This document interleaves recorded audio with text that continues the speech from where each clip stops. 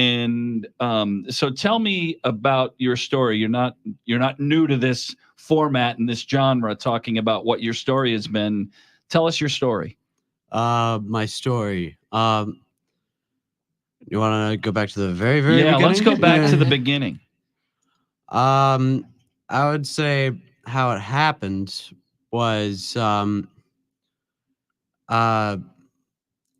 had well, we were like back and forth from Cleveland Clinic, and how old are you when something goes wrong? Because you have intractable epilepsy was the diagnosis. How early? Like, do you remember when it started for you? Like when that happened, or were you too young? Third grade. Third grade. Okay, so you remember. Yes. How did you first know that you weren't feeling right? You know. Okay. Yeah. Scary? Pretty scary. You don't remember anything. Nah. Right. So it's was it at night? Did you wake up, or was it during the day? So you have a seizure, I assume, right? I shouldn't assume, but I'm assuming you had a seizure, and then you wake up. Like, what is your earliest memories of how that worked for you? How that, how you felt, and if you were scared, and those parts of it. Earliest memories. I mean, the last major one was at Cleveland Clinic, and it was 18-minute one, biggest one that I ever had. Basically died and came back to life. One of the reasons why Make-A-Wish came and reached out to us. Yeah.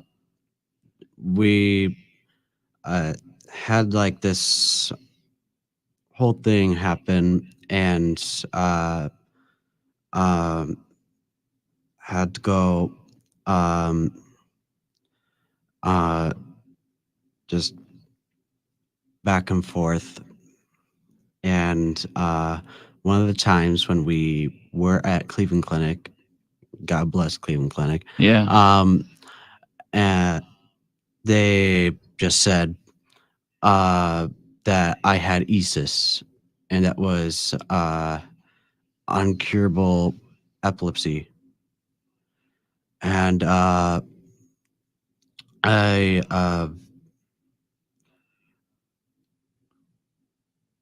Want some help? Yeah. Okay. Yeah. If I help. So yeah, Mom, Jennifer, step in there and pick that up.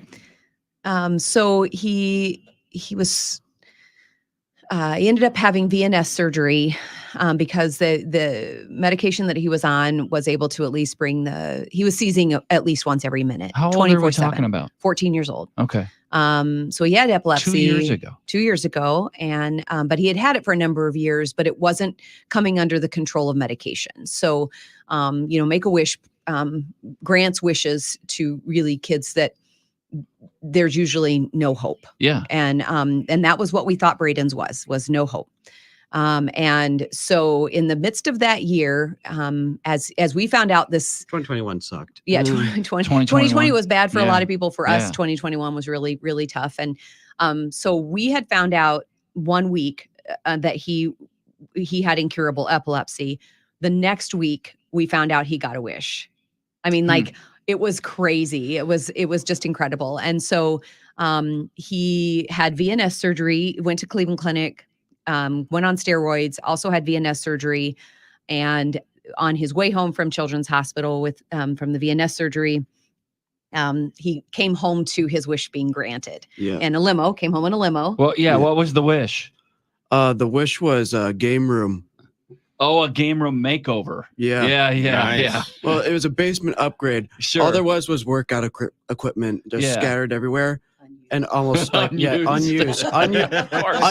Basically, unused. It was just basically useless at that point. I mean, if we were to have a use for it, we would have used it by then. Sure. But at that point, we were just like us being kids, we were just messing around with it. Sure. And so we had to get it out of there. And And so when Make-A-Wish came in, I requested to have just a basement makeover. Perfect. And I was thinking just like a game room would be perfect. Yeah. And it wouldn't just be me playing in there. I could invite friends. Of course. I can have family in there to watch movies, TV shows, etc. And we still invite friends to this day. It's awesome. Yeah. And we have plenty of games that we play on the PS5 and the Switch, and it's a blast.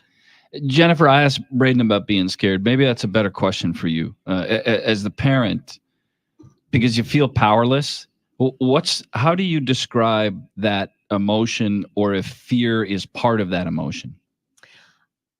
Well, you're obviously petrified that you're going to lose your child. You also go on to autopilot. Yeah. And so then when it's over, you kind of come back and realize we've had a traumatic life event. There's some PTSD with it. And you're pretty much freaked out. And Braden, though, the thing about Braden is he's very stoic. So he's like Darth Vader, right? So no matter the emotion, he just looks. And so he never complained once. As a matter of fact, in Cleveland Clinic, when he was there for 8 days, couldn't shower, couldn't do anything. Disgusting. I said, buddy, I am just so impressed with you. You just don't complain. And he said, why complain? It doesn't change anything. And I just thought, in the midst of all of that, the one thing that you can say about Wish kids is their strength, and what they give to those around them. And then what Make-A-Wish gave to our family in the midst of that year, changed us forever. Definitely changed us forever. RadioWishes.com is the site to go to. You can call 877-272-9474. This is a common question for either of you, but Braden, do you feel like you've had to be strong for your family, or has your family been strong for you, or are they both true? Both true. Yeah. Because I wonder, Jennifer, when I hear you talk about this, is how much you have drawn strength from him. Because as parents, we tend to think we have to be the strong ones for the kids. But I think that I can see maybe that you've drawn some strength from who he is, how he's handled this. Is that fair? Absolutely. His resilience and his ability to navigate it non-emotionally and just like, nope, we've got this. And we believe we're very faith-based in our belief system. And so it was just like, God's got this, I'll be okay. And whatever happens is the way it's supposed to happen. And so you feed off that, right? Rather than, I would want to cry, but then I'd think, well, he's not crying. Why am I crying? This makes no sense.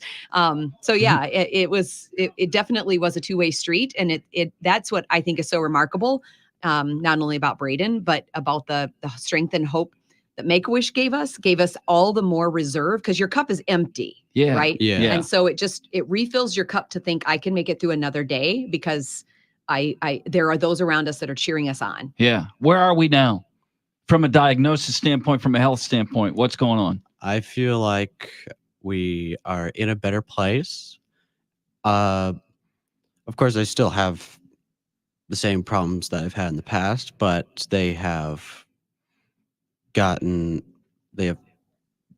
not as much of it. More controlled? Yes. More controlled, more just it's not as really there. Yeah. Mm-hmm. Jennifer, I don't mean to take you back to that, but when Braden was talking about the 18-minute one where it essentially died and came back, I can't imagine. And obviously telling the story is no fun, but it's better than what could have happened. So walk me through where you were and how that played for you. Well, I was actually in the Ronald McDonald House there by Cleveland Clinic. So my husband and I were both there. We were taking turns. So it was Kevin there. Yeah. And he called and I was like, well, how are things? And he said, not good. And then so I rushed over there. Braden. Wait, you weren't there? No, Dad was there. Oh. He doesn't remember anything. Yeah. He lost a day. And so I rushed over there, and you know, my husband's like, it's everything like you see on TV, like all the, Yeah. you know, where you're out of a horror movie, right? Yeah. And so, you know, we just kind of rallied together, and then we just stayed obviously right by his side because, you know, you have recurrence, and it's kind of like aftershocks. Sure. And then he finally woke up and he literally lost a day. He lost a full 24 hours of memory. That day is completely gone. To quote myself, Yes. I literally said 3 hours after, like 3 hours after the seizure, I woke up and I said, like, it's nighttime. Where did my day go? Which is just Yeah. Well, this is the reason why we're having these conversations on the radio. And let me pay it off. As the music's playing, that means we're coming to an end. RadioWishes.com. That's where you go to donate. You can also bid on our sports auction at RadioWishes.com, or you can call 877-272-9474. I can't say it better than Braden can. Braden, Make-A-Wish makes a difference. It's made a difference for you. Yes? Yes. Big time. So give us a call, please. 877-272-9794, or go to the website, RadioWishes.com. Braden, Jennifer, thank you for coming in and telling the story. Thank you for having me. It's a pleasure to meet you. You are welcome. Yeah. Anytime. All right. We'll be back and do this again tomorrow. But Drew and KB, pick it up where we leave off right now as they continue, Drew and KB, and also the football feast on this Thursday night from Buffalo Wild Wings on Calumet Street in Appleton. And we'll be back in as well tomorrow on the Mike Heller Show at noon.